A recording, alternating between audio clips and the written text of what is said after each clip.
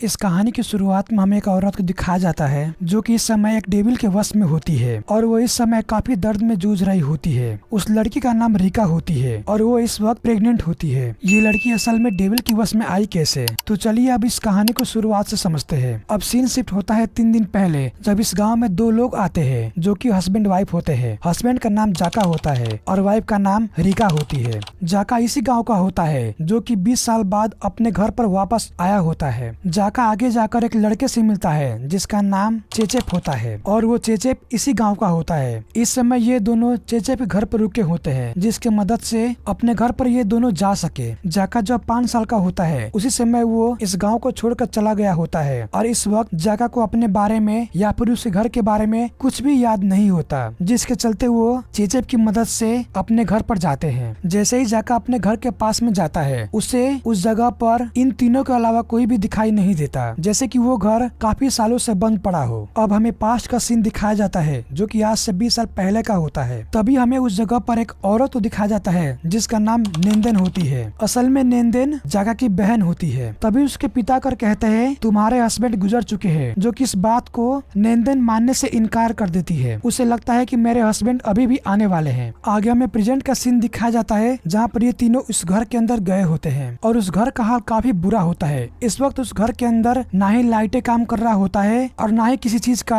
अच्छा सुविधा होता है। फिर भी ये दोनों उस घर में रहने के लिए चले जाते हैं। ये दोनों मिलकर उस घर का पूरा सर सफाई करते हैं जो कि देखने में काफी गंदा होता है, पर उसके बावजूद ये दोनों काफी मेहनत करते हैं। घर साफ करने के दौरान इन्हें एक कमरा मिलता है जो कि इनके पास उस दरवाजे का चाबी नहीं होता। ये दोनों मिलकर उस कमरे को खोलना चाहते हैं पर उसके बावजूद ये दोनों उस कमरे को खोलने में असफल हो जाते हैं। फिर ये दोनों बिना टाइम वेस्ट करते हुए दूसरे दरवाजे खोलकर उस कमरे में चले जाते हैं। जिसके बाद रिका उस कमरे का सर सफाई करने लगती है। सर सफाई करने के दौरान रिका बाथरूम में जाती है जहाँ पर उसे काफी सारे बाल बिखरे हुए दिखाई पड़ता है। जिसके बाद वो बाल को उठाकर कचरे में डाल देती है। तभी अचानक उसे उसी जगह पर काफी सारे बाल फिर से दिखाई पड़ता है, जहाँ पर वो इस बात को एक बार इग्नोर करके उस बाल को कचरे के अंदर डालकर वहाँ से चली जाती है। तभी हमें दीवार पर एक तस्वीर को दिखाया जाता है जो कि नेंदेन का होती है। आगे हमें आधी रात का सीन दिखाया जाता है जहाँ पर कुछ आवाजें आ रहा होता है और उस आवाज को रिका सुन लेती है और नींद से जाग जाती है, जहाँ पर वो उस आवाज का पीछा करते हुए जाने लगती है कि ये आवाज कहाँ से आ रहा है। जिसके बाद वो अपने कमरे से बाहर निकलकर आगे की तरफ बढ़ने लगती है। आगे बढ़ते हुए वो उसी तस्वीर के पास जाती है जहाँ पर नेंदेन का तस्वीर रखा गया होता है। पर जैसे ही रिका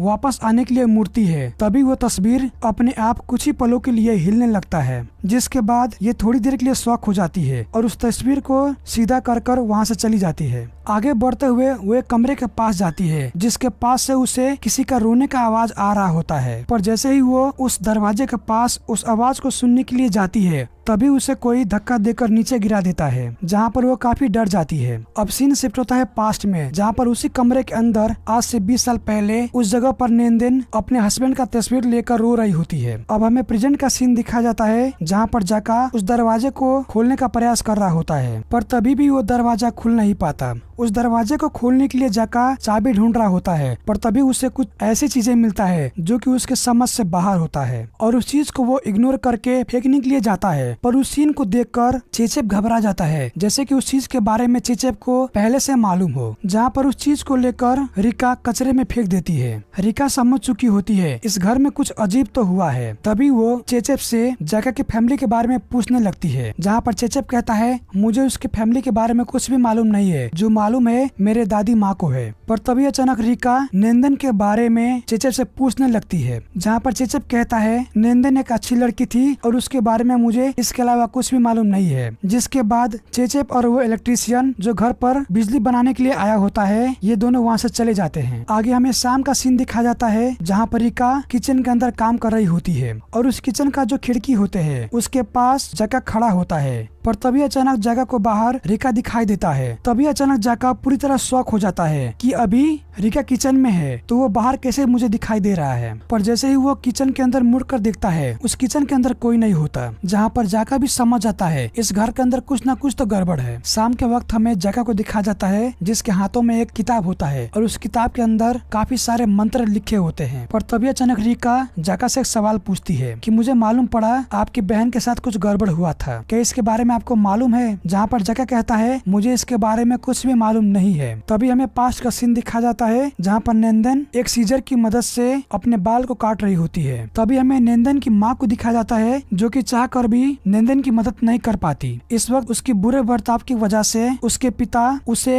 एक कमरे के अंदर हमेशा बंद करके रखते थे। आगे हमें प्रेजेंट का सीन दिखाया जाता है जहाँ पर रिका अभी सोकर जागी होती है और इस समय वो जाका को ढूंढ रही होती है। पर जैसे ही वो फिर से सोने के लिए जाती है तभी उसे एक मुर्दा दिखाई पड़ता है जहाँ पर वो काफी डर जाती है। इधर हम जाका को देखते हैं जो कि एक डायरी पढ़ रहा होता है। असल में वो डायरी उसकी माँ का होता है जो कि आखिरी समय में उसकी माँ ने उसके लिए कुछ लिख कर चली गई होती है। तभी अचानक रिका उसके पास आती है और कहती है इस घर में काफी अजीब हो रहा है और जिस बात को जाका इग्नोर कर रहा होता है। अगले ही पल हम रिका को बाथरूम में देखते हैं जहाँ पर वो अपने बाल को बराबर मिला रही होती है। पर तभी अचानक उसके पीछे हम एक औरत को देखते हैं जो कि नेंदन होती है। पर जैसे ही रिका मुड़ कर देखती है वहाँ पर कोई औरत नहीं होती और एक टैप अपने आप पानी देने लगता है। जहाँ पर रिका उस टैप को बंद करके जैसे ही जाने वाली होती है उसे आईने में एक औरत दिखाई पड़ता है जहाँ पर वो काफी डर जाती है और जैसे तैसे करके वहाँ से चली जाती है। आगे हमें एक आदमी को दिखाया जाता है जो कि ताली तोड़ने में एक्सपर्ट होता है और उसी की मदद से एक दरवाजे को खोला जाता है जो कि नेंदन के कमरे का होता है। इधर रिका जाका से कह रही होती है मुझे बाथरूम में एक औरत को दिखाई दिया। जहाँ पर जाका कहता है हमें एक दिन और रहना है, उसके बाद एक आदमी आकर इस घर को खरीद कर जिसके बाद हम यहाँ से चले जाएंगे। उस कमरे में जाका अंदर जाता है जहाँ पर उसे कुछ सीकड़ी दिखाई देता है जहाँ पर वो समझ जाता है यहाँ पर किसी को बांध कर रखा गया था। तभी हमें पास्ट का सीन दिखाया जाता है जहाँ पर किसी और को नहीं नेंदन को उस सीकड़ी में बांध कर रखा गया होता है। उस समय उसकी माँ डायरी में कुछ लिख रही होती है और वही डायरी जाकर फ्यूचर में जाका को मिलता है। इस वक्त उसकी माँ डायरी में लिखने के बाद अपनी बेटी से मिलने के लिए जाती है जहाँ पर वो काफी इमोशनल होती है और उसी दौरान अपनी बेटी को उस सीकड़ी के जंजीरों से मुक्त कर देती है। आगे हमें प्रेजेंट का सीन दिखाया जाता है जहाँ पर रिका चेचेप से बातें कर रही होती है। जहाँ पर रिका नेंदन के बारे में पूछताछ करती है जहाँ पर वो दूसरा आदमी कहता है नेंदन के साथ काफी गड़बड़ हुआ था और इसके बारे में वो कुछ और बोलता है जहाँ पर चेचेप उसे लेकर वहाँ से चला जाता है। आगे हमें पास्ट का सीन दिखाया जाता है जहाँ पर नेंदन की माँ नेंदन से मिलने के लिए गई होती है पर तभी उसे खिड़की के जरिए मालूम पड़ता है नेंदन कमरे से बाहर है जहाँ पर वो नेंदन के पास दौड़ते हुई जाती है। इस वक्त नेंदन गाछ पर चढ़ी होती है पर तभी अचानक वो नीचे गिर जाती है जिसकी वजह से वो मारी जाती है। अब सीन शिफ्ट होता है प्रेजेंट में जहाँ पर इन दोनों के बीच विवाद चलता है जहाँ पर रिका कहती है क्या तुम्हें सचमुच कुछ भी याद नहीं है? जहाँ पर जाका कहता है मैं उस चीज को याद नहीं करना चाहता। जहाँ पर रिका कहती है तुम्हारी बहन नेंदन ने सुसाइड की थी। जिसके बाद रिका फिर से कहती है हमें इस घर को छोड़कर यहाँ से चला जाना चाहिए। जहाँ पर जाका कहता है हम इस घर को अभी छोड़कर नहीं जा सकते, हमें आज रात तक यहाँ पर रुकना पड़ेगा। फिर इन दोनों के बीच थोड़ी देर के लिए बहस होता है जिसके बाद रिका वहाँ से चली जाती है। आगे हमें जाका को दिखाया जाता है जो कि अकेले बैठा होता है पर तभी अचानक उसे रेडियो के अंदर से कुछ आवाजें सुनाई देता है जो कि उसकी बहन का होता है और वो आवाजें इस वक्त लाइव होता है जिसे सुनने के बाद जाका पूरी तरह डर जाता है। जहाँ पर कुछ ही समय के बाद नेंदन आकर जाका पर हमला कर देती है पर जैसे तैसे करके वो इस समय बच जाता है। अब सीन शिफ्ट होता है पास्ट में जहाँ पर हम नेंदन की माँ